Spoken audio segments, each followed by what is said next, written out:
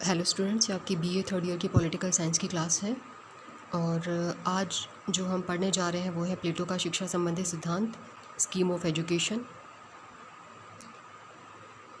पिछले चैप्टर्स में हमने प्लेटो के आदर्श राज्य संबंधी विचार का, न्याय संबंधी विचार का अध्ययन किया।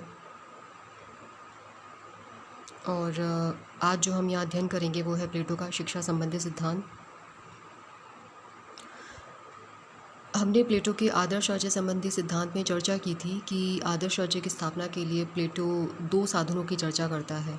एक साधन है शिक्षा यानी कि एजुकेशन, और दूसरा है साम्यवाद। तो यहाँ हम उस एक साधन के बारे में चर्चा करेंगे। तो प्लेटो जो है वो न्यायपूर्ण आदर्श राज्य की स्थापना के लिए शिक्षा को एक महत्वपूर्ण साधन मानता है।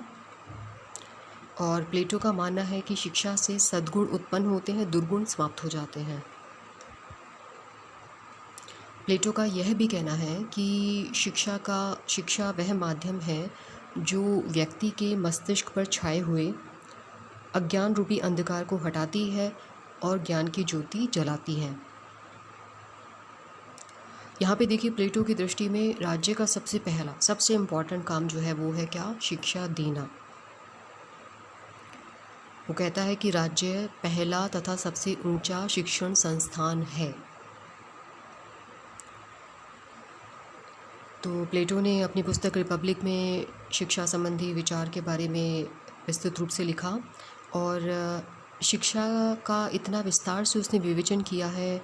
शासक की जो शिक्षा है, जो दार्शनिक शासक है, उसकी शिक्षा को उसने इतना महत्व दिया है कि रूसो जो एक विचारक हुआ है, जो आप आगे अध्ययन करेंगे आगे नेक्स्ट चैप्टर्स में, तो रूसो ने कहा कि रिपब्लिक राजनीति विज्ञान का ग्रंथ न होकर के शिक्षा पर लिखा हुआ सर्वश्रेष्ठ ग्रंथ है। ये रूसो की बहुत इंपॉर्टेंट कोटेशन है कि यह राजनीति विज्ञान का ग्रंथ न होकर के शिक्षा पर लिखा हुआ सर्वश्रेष्ठ ग्रंथ है। तो आइए हम पढ़ते हैं कि प्लेटो का शिक्षा संबंधी सिद्धांत क्या है। अब देखिए, प्लेटो के समय में क्या था कि यूनान में दो शिक्षा पद्धतियाँ प्रमुख रूप से उस टाइम प्रचलित थी। यूनान की जो हम बात कर रहे हैं, तो एथेंस में प्रचलित शिक्षा पद्धति थी, और इसी प्रकार से एक नगर राज्य था स्पार्टा में भी शिक्षा पद्धति प्रचलित थी।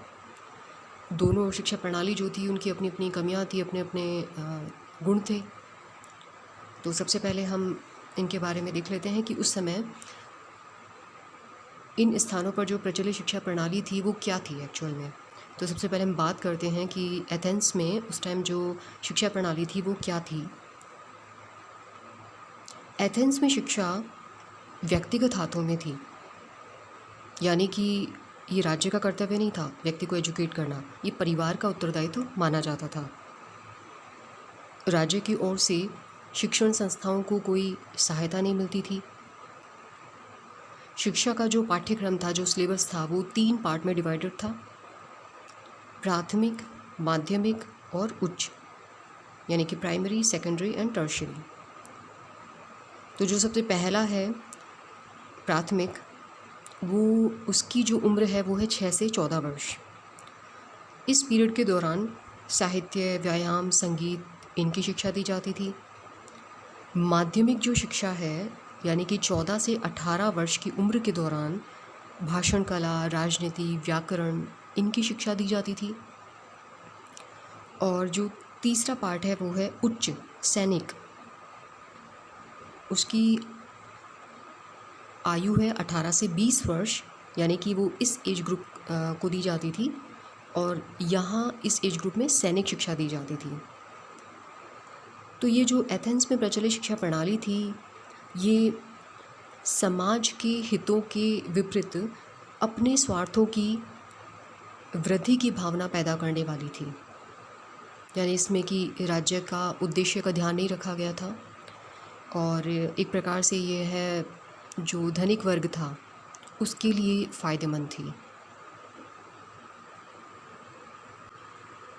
अब हम बात करते हैं कि जो स्पार्टा है, दूसरा नगर राज्य है, उसमें शिक्षा प्रणाली किस प्रकार की प्रचलित थी। अब यहाँ देखिए, हमने वहाँ बात की कि वहाँ परिवार का उत्तरदायित्व है शिक्षा प्रदान करने में, जबकि यहाँ क्या है, यहाँ शिक्षा में परिवार का कोई उत्तरदायित्व नहीं था। तो शिक्षा व्यवस्था किस प्रकार से थी, वो पूरी तरीके से राज्य के अधीन थी। जैसे ही बच्चा 7 वर्ष का होता था तो राज्य के एक अधिकारी को सौंप दिया जाता था, और महिला हो चाहे पुरुष हो, दोनों के लिए शारीरिक शिक्षा अनिवार्य थी। शिक्षा का जो मुख्य उद्देश्य था स्पार्टा की, वो था युवकों को कठोर सैनिक प्रशिक्षण देना ताकि वे स्पार्टा की रक्षा कर सकें। तो वहाँ पे बड़ी बड़ी व्यायामशालाएं हुआ करती थी, रहने के, सोने के, खाने के बड़े बड़े कक्ष हुआ करते थे, युद्ध क्षेत्र हुआ करता था। ये एक प्रकार से स्पार्टा की शिक्षण संस्थाएं थी।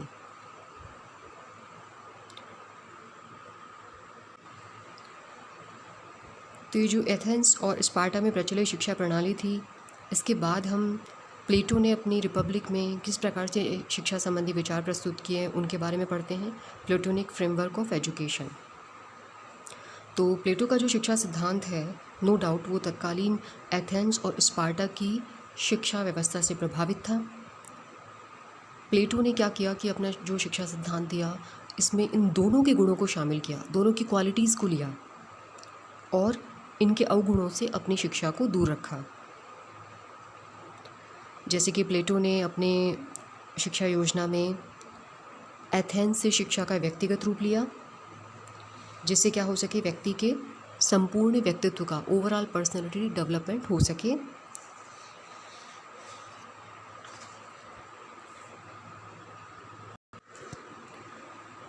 यह जो शिक्षा है वो व्यक्ति का मानसिक, चारित्रिक और शारीरिक विकास करती है। फिर उसने स्पार्टा से क्या लिया, स्पार्टा से क्या अडॉप्ट किया, स्पार्टा से शिक्षा का सामाजिक स्वरूप लिया।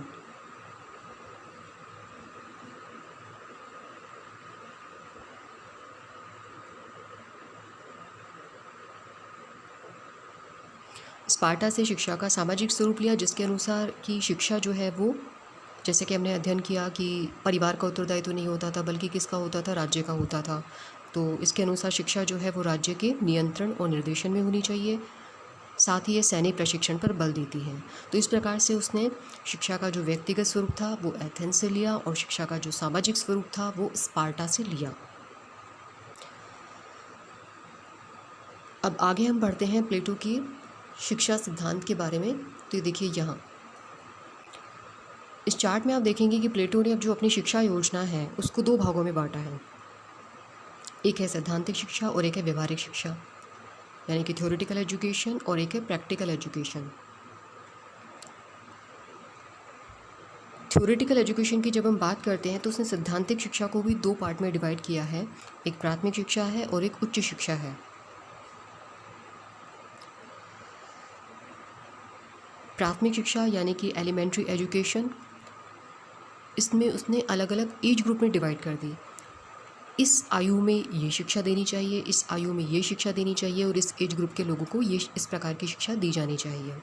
जैसे कि आपको चार्ट में दिखाई दे रहा है कि प्राथमिक जो शिक्षा है उसमें सबसे पहला है 6 से 12 वर्ष, यानी कि कब स्टार्ट होगी, इस उम्र पे आकर के। तो यहाँ पे एक बच्चे को किस प्रकार की शिक्षा दी जानी चाहिए, तो प्लेटो कहता है उसे नैतिक शिक्षा देनी चाहिए, उसे धार्मिक शिक्षा देनी चाहिए। फिर 12 वर्ष के बाद में किस प्रकार की शिक्षा दी जाए, 12 से 18 वर्ष की आयु वर्ग के लिए प्लेटो कहता है कि संगीत और व्यायाम की शिक्षा दी जाए। व्यायाम से क्या होता है, शारीरिक रूप से विकास होता है, और जो संगीत है वो मानसिक विकास का साधन है। फिर आगे जब हम बढ़ते हैं 18 से 20 वर्ष, तो यहाँ पे प्लेटो के अनुसार सैनिक शिक्षा दी जानी चाहिए।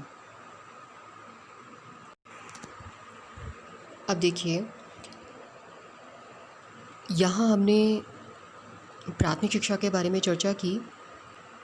प्राथमिक शिक्षा 18 से 20 वर्ष की आयु पर आकर के ख़त्म हो रही है। यहाँ प्लेटो का कहना है कि 20 वर्ष की आयु में पहला इम्तिहान, पहली परीक्षा, पहला एग्ज़ाम लिया जाएगा। अब एग्ज़ाम जब होता है तो उसमें या तो बच्चा पास होता है या फेल होता है, उत्तीर्ण होता है, अनुत्तीर्ण होता है। तो प्लेटो का कहना है कि जो इसे उत्तीर्ण नहीं कर पाएंगे उन्हें व्यापारी, किसान, मिस्त्री ये बनने के लिए भेज दिया जाएगा। और जो इस लेवल को पास कर लेंगे, जो इस परीक्षा को पास कर लेंगे, उन्हें आगे के लिए प्रशिक्षण दिया जाएगा। तो देखिए आगे आप देख रहे हैं कि उसके बाद क्या स्टार्ट होगी, प्राथमिक शिक्षा ख़त्म हो जाएगी और उसके बाद स्टार्ट होगी उच्च शिक्षा, हायर एजुकेशन। अब उच्च शिक्षा को प्लेटो ने 2 पार्ट में डिवाइड किया। एक 20 से 30 वर्ष की आयु वर्ग के लिए है और एक है 30 से 35 वर्ष की आयु वर्ग के लिए। तो यहाँ जो 20 से 30 वर्ष की आयु वर्ग के लिए जो शिक्षा है, प्लेटो का कहना है कि जो उस एग्ज़ाम को पास कर लेंगे, यानी कि जो योग्य और बुद्धिमान साबित होंगे, उनके लिए ये इस प्रकार की शिक्षा की व्यवस्था होगी। और ये कब स्टार्ट हो जाएगी, 20 साल की एज से। और ये उन अच्छी बुद्धि वाले, कुशाग्र बुद्धि वाले युवक युवतियों को दी जाएगी जो भविष्य में आदर्श शासक बन सकने की क्षमता रखते हों, प्रतिभा रखते हों। तो प्लेटो का ये मानना है कि जिस प्रकार से एक सैनिक जो होता है उसका विशेष गुण होता है साहस, धैर्य, उसी प्रकार से शासक का जो आवश्यक गुण होता है वो है ज्ञान, विवेक, रीज़न। तो इसको प्राप्त करने के लिए प्लेटो ने जो अपने हायर एजुकेशन का जो सिलेबस है उसमें ऐसे विषयों को चुना, ऐसे सब्जेक्ट्स को चुना जो कि मस्तिष्क को डेवलप कर सकें, मस्तिष्क का विकास कर सकें। तो प्लेटो के अनुसार ऐसे सब्जेक्ट हो सकते हैं गणित, तर्कशास्त्र, ज्योतिष इत्यादि। तो यहाँ जो हायर एजुकेशन है आप लोग देख रहे हैं 20 से 30 वर्ष के लिए जो है उसमें अध्ययन किया जाएगा गणित, ज्यामिति यानी कि ज्योमेट्री, मनोविज्ञान, ज्योतिष का। इसके बाद में यानी कि 20 से 30 वर्ष की जो आयु है इसे कंप्लीट करने के बाद में दूसरी परीक्षा होगी। जो इसे पास कर लेंगे वो आगे की शिक्षा, प्रशिक्षण उसको प्राप्त करेंगे और जो इसे उत्तीर्ण नहीं कर पाएंगे वो सहायक या सैनिक बनने के लिए भेज दिए जाएंगे। तो जो इसे क्लियर कर लेंगे उन्हें आगे की शिक्षा दी जाएगी, दर्शन शास्त्र की शिक्षा दी जाएगी। 30 से 35 वर्ष की एज ग्रुप में दर्शन, द्वंद्व की शिक्षा दी जाएगी। प्लेटो कहता है कि द्वंद्वाद ही वह साधन है जिसके द्वारा विशुद्ध तत्व का ज्ञान प्राप्त किया जा सकता है, जो कि समस्त ज्ञान का लक्ष्य है। अब यहाँ इस प्रकार की शिक्षा प्राप्त करने के बाद में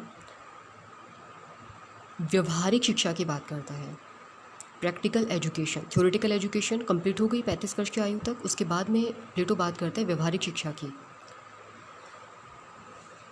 तो प्लेटो का कहना है कि जो शिक्षा का एक औपचारिक कार्यक्रम है वो तो ठीक है कि 35 वर्ष की अवस्था में समाप्त हो गया, लेकिन इतने लंबे पीरियड के दौरान जो ग्रहण किया, जो शिक्षा प्राप्त हुई, उसको भी प्लेटो दार्शनिक शासक के लिए पूर्ण नहीं मानता। क्यों? क्योंकि उसका कहना है कि उसने क्या अचीव किया, उसने क्या प्राप्त किया, एक बौद्धिक शिक्षा, एक सिर्फ और सिर्फ उसने बौद्धिक शिक्षा प्राप्त की, जीवन का उसको व्यवहारिक अनुभव प्राप्त ही नहीं हुआ है। तो ऐसे में प्लेटो, जैसे कि आप देख रहे हैं चार्ट में, व्यवहारिक शिक्षा जिसका कि टाइम पीरियड आप देख रहे हैं 35 से 50 वर्ष, तो प्लेटो ये जो 15 वर्ष की अवधि तक यहाँ पे सैद्धांतिक शिक्षा के स्थान पर एक ऐसी व्यवस्था, एक ऐसी प्रैक्टिकल एजुकेशन की बात करता है जो व्यक्ति को कहाँ मिलेगी, इस संसार की पाठशाला में। जब व्यक्ति स्वयं अपने अनुभवों से गुजरेगा, हालात के थपेड़े खाएगा, धक्के खाकर व्यवहारिक शिक्षा प्राप्त करेगा। ठीक है, तो इस प्रकार से 50 वर्ष की आयु तक ये जो सांसारिक जीवन की कठोर परीक्षाओं में जो खरे उतरेंगे, जो शास्त्रों का गंभीर ज्ञान प्राप्त कर लेंगे, तो ऐसे दार्शनिक ही प्लेटो के अनुसार शासक बनने के अधिकारी हैं। ये इस प्रकार से प्लेटो का शिक्षा सिद्धांत है। अच्छा, यहाँ भी प्लेटो ने कहा कि इस स्टेज पे एक तीसरी और अंतिम परीक्षा होगी, तो जो उसमें उत्तीर्ण होगा वो क्या होगा, राज्य का शासक बन जाएगा, दार्शनिक शासक बन जाएगा। और जो अनुत्तीर्ण होगा वो सहायक अथवा सैनिक के साथ में अपने कार्यों का संपादन करेगा। तो देखिए, प्लेटो का जो ये स्कीम है एजुकेशन की, वो एक्चुअल में इसके थ्रू कहना क्या चाहता है। प्लेटो ने शिक्षा को एक सामाजिक प्रक्रिया माना, ठीक है। तो इसके द्वारा वो समाज के हर घटक को अपने कर्तव्यों का पालन करना सिखाना चाहता है। प्लेटो क्या कहता है कि शिक्षा एक ऐसा माध्यम है जिसके द्वारा व्यक्ति समाज में अपना एक स्थान बना पाता है, अपने आप को ढालता है।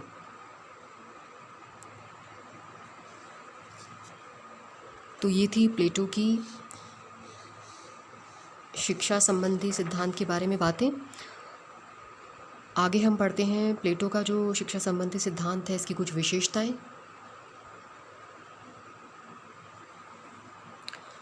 अब देखिए, जो प्लेटो की शिक्षा का पाठ्यक्रम है, जो सिलेबस है, वो आपने देखा कि कुछ विषयों तक सीमित नहीं है, बल्कि मानव जीवन के संपूर्ण अनुभव तक फैला हुआ है। हमने बात की कि थ्योरेटिकल एजुकेशन भी दे रहा है, प्रैक्टिकल एजुकेशन की भी चर्चा कर रहा है। दूसरा पॉइंट है कि प्लेटो राज्य द्वारा नियंत्रित शिक्षा पर बल देता है। तीसरी बात है जो उसने जोर दिया है, वो अभिभावक वर्ग के लिए ये एजुकेशन थ्योरी दी है अपनी। तो ये जो स्कीम ऑफ एजुकेशन है, ये अभिभावक वर्ग के लिए है। और अभिभावक वर्ग में कौन शामिल होता है? सैनिक वर्ग और दार्शनिक शासक वर्ग। चौथा पॉइंट है कि उसने किसी प्रकार से कोई भेदभाव नहीं किया स्त्री और पुरुषों के मध्य।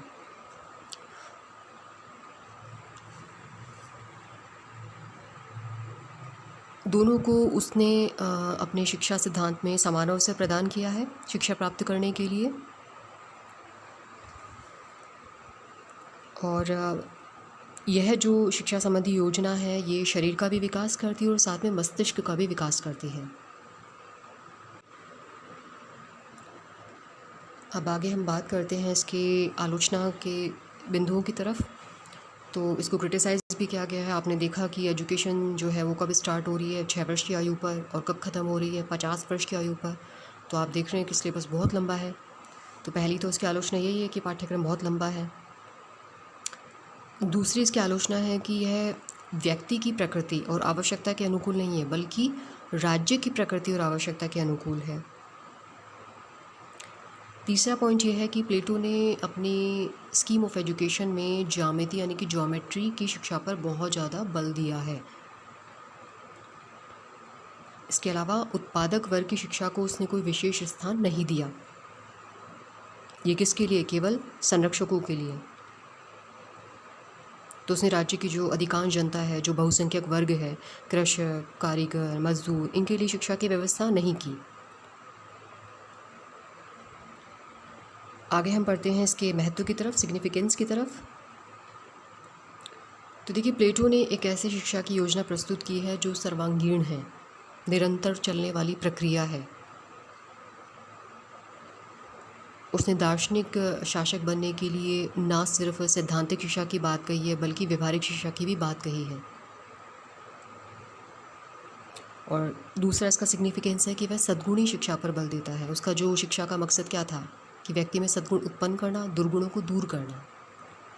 तो इस प्रकार से ये था प्लेटो का शिक्षा संबंधी सिद्धांत। बाकी नेक्स्ट वीडियो में। Thank you.